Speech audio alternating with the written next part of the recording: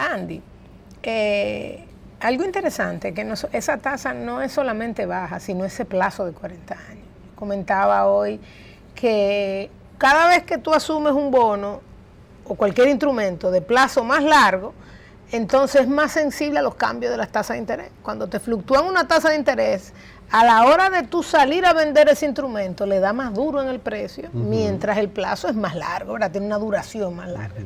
Entonces también, como tú acabas de decir, te ayuda a construir esa curva, te ayuda a tener mayor referencia para la inversión extranjera, pero además de todo, te está dando un nivel de compromiso. 6% tranquilo en dólares, 40 años. Óyeme, es un nivel de compromiso que yo mismo cuando lo vi dije, Dios mío, yo me puse tan nerviosa. Yo dije, bueno, el que se entró en esto, esperemos que esto vaya como viento en popa. Y eso obviamente le da a los gobiernos venideros una responsabilidad inmensa. O sea, están poniendo una responsabilidad muy grande ahí. Pero otra cosa, Andy, que a veces también hablamos de si bajito, si no bajito. Tú te pones a ver, Andy, en la región, nosotros tampoco somos los que tenemos el spread de riesgo más bajo. Tú tienes Panamá, Perú, Chile, Guatemala lo tiene más bajo que nosotros. Porque Guatemala tiene menos deuda, menos déficit. Uruguay lo tiene más bajo que nosotros, claramente. Costa Rica lo tiene un poquito por encima. Honduras lo tiene más bajo que nosotros, Andy.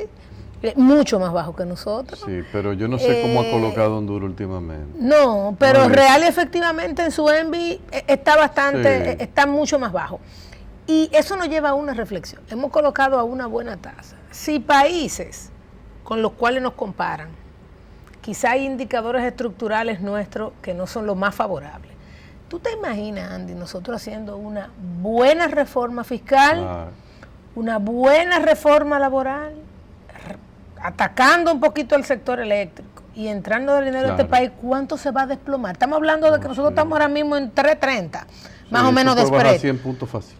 Y hasta 150. Entonces, ahí es que nosotros tenemos que ver, porque cuando tú ves los vencimientos, no hay mucho vencimiento en este año y en el que viene. No, a partir del 24-25 que empiezan Exactamente. Y si ese trabajo está hecho, a partir del 24-25, el impacto que eso va a tener en las finanzas públicas cuando nos reenganchemos a tasa de interés significativamente más baja. Entonces va más cómodo. Entonces, si estamos hablando de continuidad de Estado, si estamos hablando de mirar a largo plazo la economía, en eso que nosotros tenemos que estar ese punto que tú tocas de la responsabilidad de la clase política, de los gobiernos ya aquí, es quizá la gente no se da cuenta de la importancia de lo que tú has dicho. O sea, yo a veces me pregunto si nosotros, tú y yo estuvimos juntos en la primera emisión de los bonos globales, si quizás no nos apresuramos como país en aquel momento y ir al mercado, pero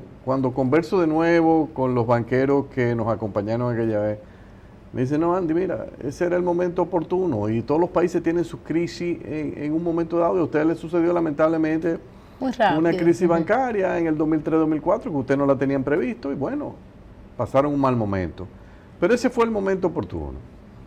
Ustedes tenían una historia que contar, la República tenía buena data, buen crecimiento, etcétera, y eso había que resaltarlo y darse a conocer. Y empiezan un proceso que van construyendo, pero tienen que cuidarlo. Conversando con uno de los banqueros me decía, nos preocupa mucho, eso sí me lo dijo, que hemos visto en los últimos 2 años una serie de acciones que no ayudan al país.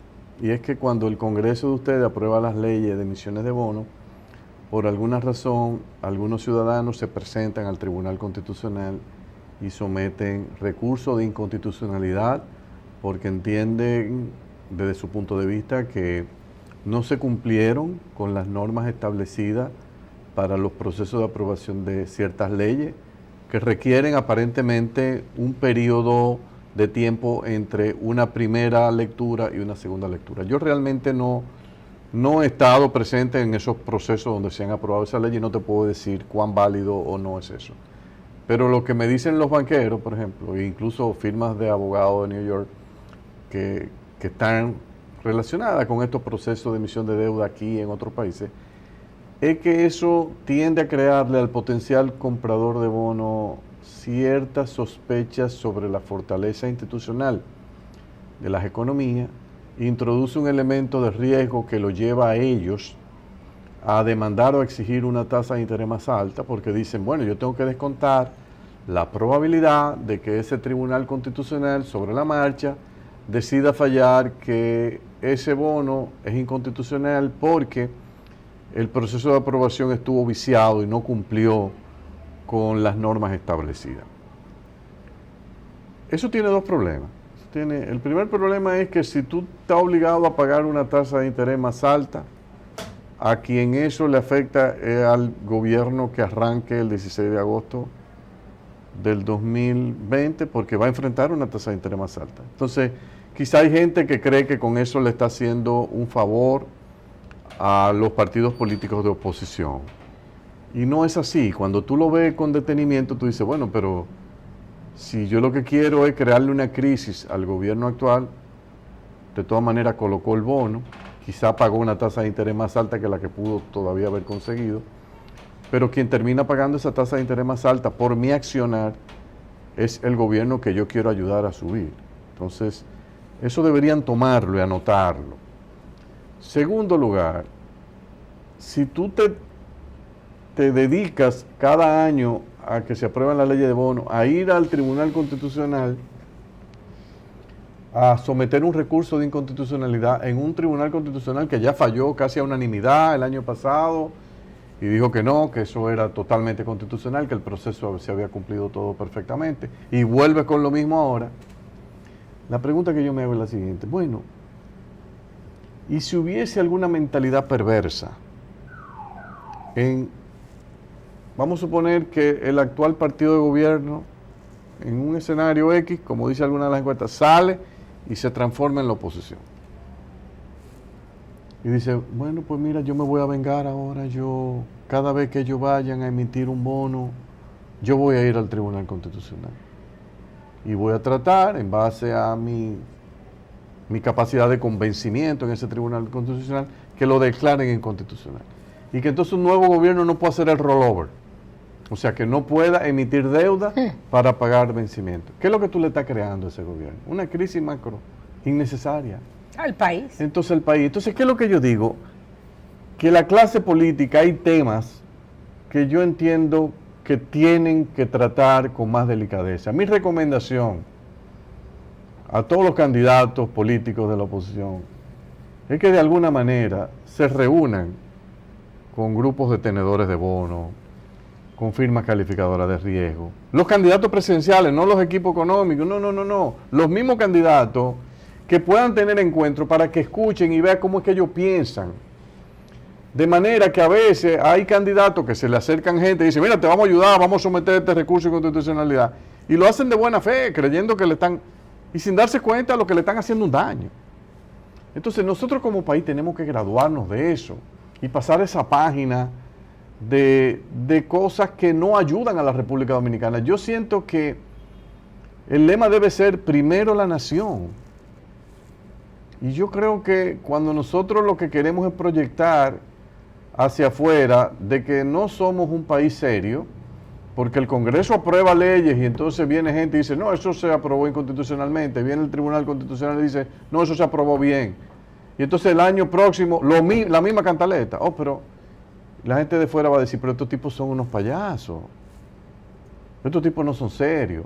Entonces, eso es un mensaje que yo quiero dar, porque a uno que le tocó por primera vez liderar la primera transacción de bonos soberanos del país, como que uno le da un poquito de remordimiento y dice, pero quizás la clase política dominicana no estaba preparada para entender la seriedad de estos procesos. Proceso tan importante que esta colocación que ha hecho el gobierno también es música para los oídos de cualquier empresa que esté radicada en Dominicana, que quiera ir al mercado global de capitales a emitir ahora, porque esa es la plataforma que usa, ese es el pie. Entonces, si antes colocaba al 14 o el 13, ahora puede colocar al 9 quizá o al 8, montándose sobre el bajo rendimiento que está ofertando el bono global de la República. Entonces, pensemos en el país y no en nuestros intereses particulares de turno, que al final de cuentas, si al país le va mal, a todos nos va a ir mal. Entonces tratemos de, en estos temas de de las emisiones de bonos, ser más cuidadosos, no le creemos problemas innecesarios al país. Al final de cuentas el bono se colocó a pesar de este recurso que va a ser conocido por el Tribunal Constitucional. Pero esto no nos vemos bien en el espejo, no se ve bien. Vamos a hacer una pausa y venir entonces con el tema final, que está un poco relacionado también, que es toda la discusión del tema de la deuda pública, de si tenemos un serio problema de deuda pública en el país, quiénes son los responsables, porque ahora el objetivo fundamental es que cada uno tiene su culpable favorito. Volvemos en un momento.